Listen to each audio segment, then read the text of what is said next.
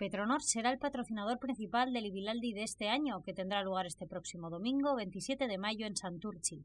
El convenio de colaboración lo ha firmado esta mañana Emiliano López Achurra, presidente de la refinería, con representantes de Bihotz Gaztea y Castola y de la asociación Ibilaldia.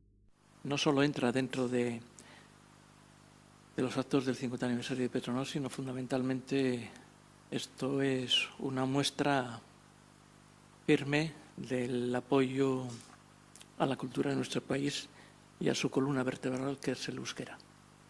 Y en consecuencia, para Petronor, que se celebre el Ibilaldia en Santurtzi significa un día importante porque se asocia la margen izquierda también al euskera.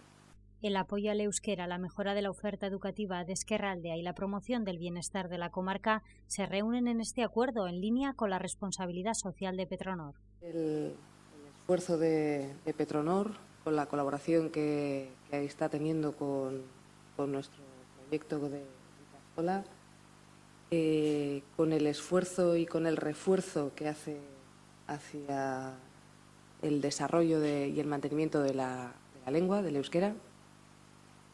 Animar a todo el mundo a que participe en la fiesta del domingo. Creo que tenemos asegurado el buen tiempo y seguiremos avanzando y seguiremos consolidando aún más el proyecto de Castola y el desarrollo de la lengua.